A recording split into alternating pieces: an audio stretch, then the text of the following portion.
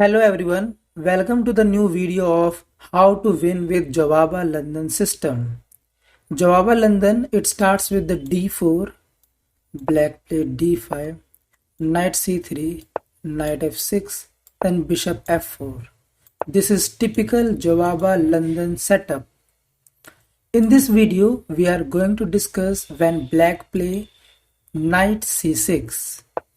And actually you can win all your games, almost all your games with the white pieces in this variation. I can guarantee it. But how? We will discuss. I will going to share you tricks, some traps, some tactical lines and some plans, which is very useful. You can already see this move has made it +1 benefit for the white. I mean, at least white is going to win a pawn here, right? So let's start.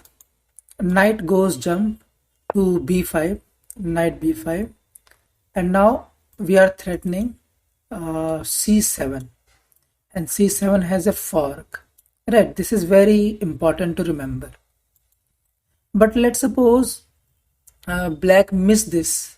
So what he will play? He will play something like a6. I mean, black may be a beginner who is around 1000 or maybe an intermediate player around 1500. They might miss this sometime, right? So if they play this, it's already lost for black, because after this, as you can see, queen can't take it because black will lose the queen. So most probably he will going to move the king, and then white is a rook up. Now my suggestion is leave this knight. I mean, don't try to protect this knight. Instead of this, try to develop other pieces so quickly and go for the exchange and attack, because white is already an exchange up. So developing other pieces will help you instead of protecting this, right? So this is my whole suggestion. So let's move back. What if, so black play a6, we know there is a fork.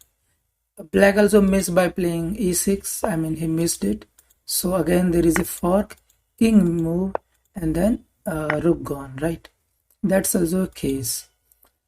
Sometime he plays g6 in order to fianchetto, idea of fianchetto, right? That's also losing, because after this fork, black is losing and white is winning, right? So we have discussed these three lines: a6, e6 and g6.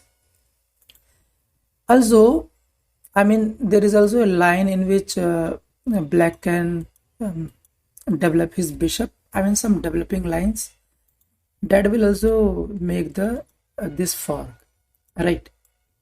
But let's suppose black saw this fork and he want to prevent the, I mean he want to protect this rook. So what he will do? He will move the rook here. But that's a blunder, because this time white is not, I mean we are not going to give a check with the knight. Instead we are going to play the bishop, and there is again fork, queen and rook. And black is not mad. If black is not mad, I mean crazy, he will protect the queen, right? And in this way black is going to lose the rook. Suppose he take with the knight, then my idea, I mean my suggestion, just take the a7 pawn and threaten to take it. I mean that's obviously you are going to take it, because this bishop is immovable, right? So let's suppose black move his knight, you just take and go for the exchange, and you can see black is better, I mean +7 already, right? So this is move one of the variation. In some other variation, black might try to, I mean black see this, right, and he develop the bishop. So what you will do? You will give the check, king move, and white will win the rook. This is simple idea. This is also beneficial for white, and you can see it's already +6 for white, right? But what black did? Black go for the counter attack. I mean he also now threatening this fork, and this is very important line. This is very common also, right? So how white will tackle this? Simply by playing e4. Now since there is a fork threat, so black will take with the bishop, right? And now look at this. This bishop is also looking at this point, g2. Please remember this. But now my idea is bring the bishop here and give a check. Now this king is under check. He can only go to this point, or bring the knight back to prevent the check, right? Let's suppose he go here. If he go here, then it's losing for black because queen is going to be trapped by bishop here. Queen is trapped. Queen can't move here, can't here, can't here. So the only move is takes. So he takes, and then this takes. This is simply, I mean, white is a queen up, so he should win, right? I mean, I thought he should win. But let's suppose king defend his check with the knight, bringing back the knight. Then take the knight, he will take with the pawn, and there is still this threat, right? Please remember this. But there is a tricky line here. If you know, bring the bishop here, I mean the knight here, bishop will take, I mean that's a bait actually. Now knight here, and if we take the rook, then this goes with a check, and this is undefended. So what black did? Black will take it, but that's a blunder because he is going to lose the queen. How? There is a discovered check, right? And he's going to lose the queen. Suppose he move here, then this is lost. Queen is lost, and white is a queen up. Simply amazing, right? This is line. This is a trappy line, right? In this variation. But my suggestion is just to play this. To avoid all the traps, right? Next one is, what if black, black can also play king here. What if black play this? Then give a check with the knight. Then he has only one square, right? King has only one square, that is here. He move. And now my idea is to attack this. You can also go for bishop retreating back and prevented this fork. You can go ahead. But my suggestion is go for this simple attacking on the bishop. Now here you can see black will, if black is greedy, he will fall into a trap. Suppose black king takes it, then this got undefended and black queen can take it. There is a two pieces, right? And if black thought so, he might take this. You just take the bishop.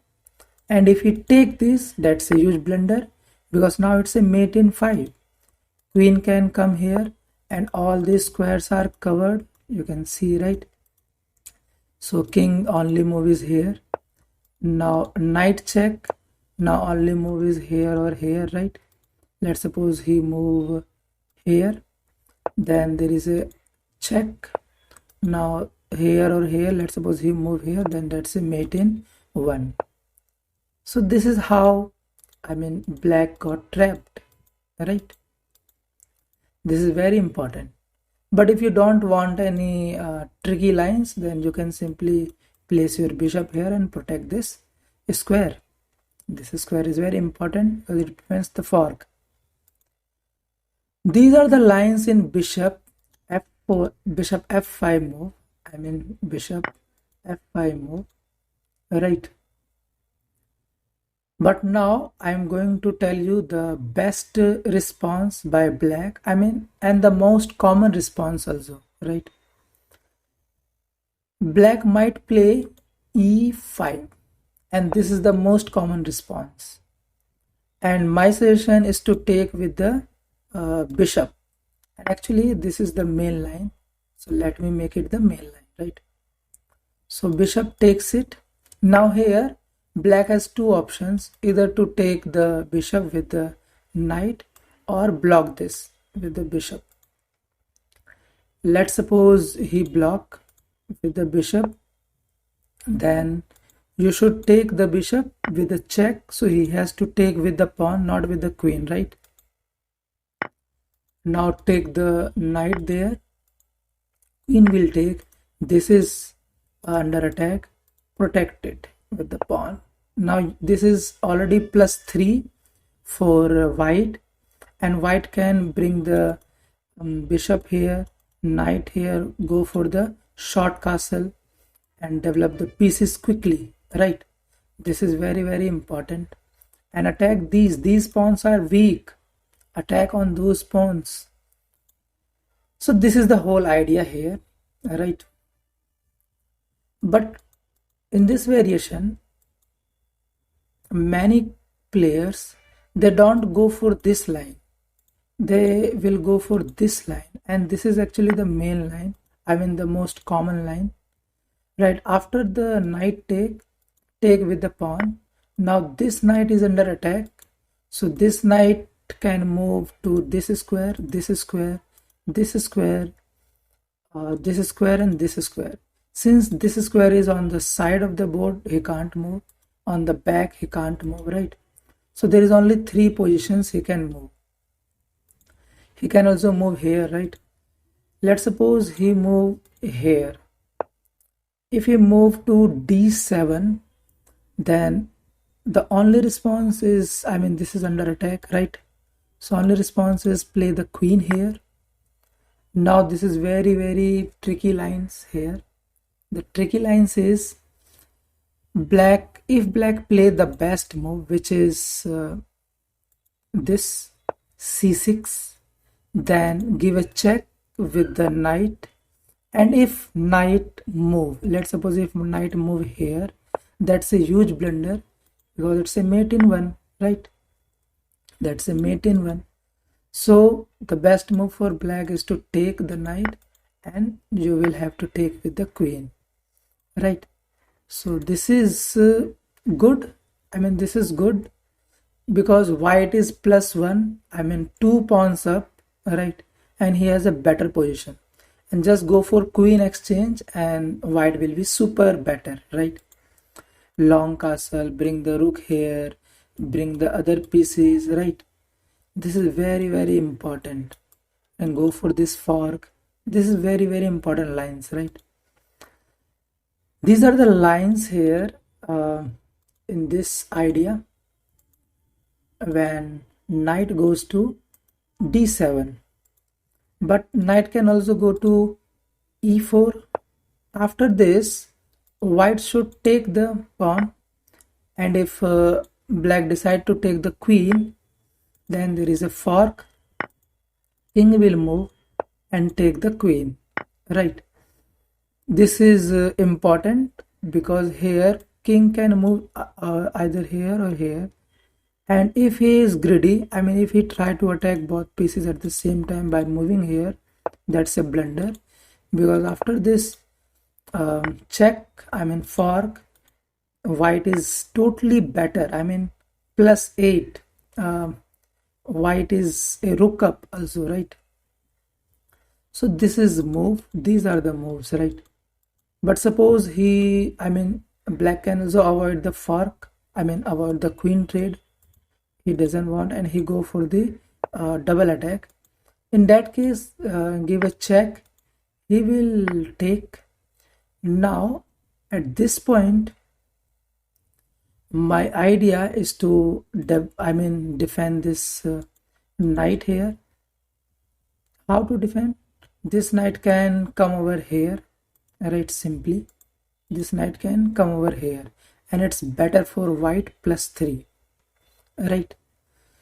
So this is ideas, these are the ideas in these lines.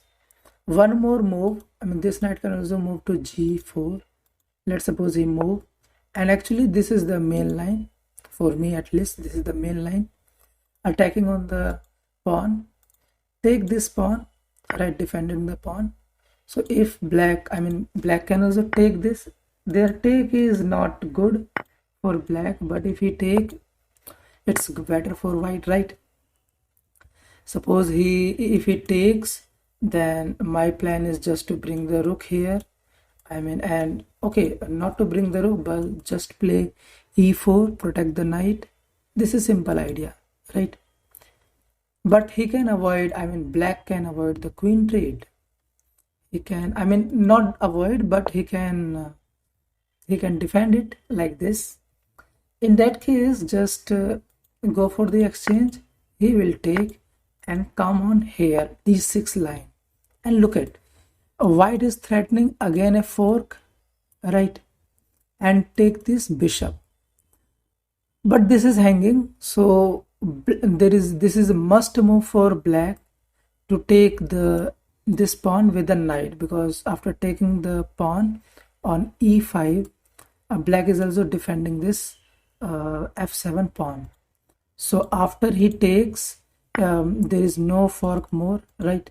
So black should just take it and take, and this is better for white. White is a pawn up, black king is weak, exposed actually, and white can easily castle, not castle long so quickly after this move, because this is still hanging and there is a fork, there should be fork, right? So keep this point in mind. First develop the knight here, then after moving this pawn, bring the bishop out, then go for the long castle if you want, and then bring both the rooks together, right? That is amazing. So these are the lines, and this is actually the main line, right?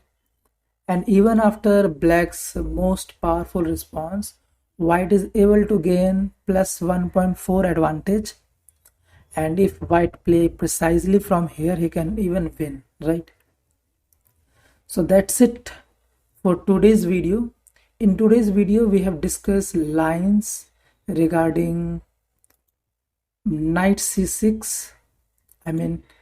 If black play knight c6, then this variation, this position is totally winning for white. If you are a beginner or an intermediate player who is around 1500 rated, then you can win almost 100% of your games. 90% of your games you can win, right? Please remember the knight b5 idea, then forking. If he prevent the fork with the line this, then go for the bishop. He will take, you will take, and then this knight will move, take the queen, right? These are all ideas. I hope you understand and you learned something new from it.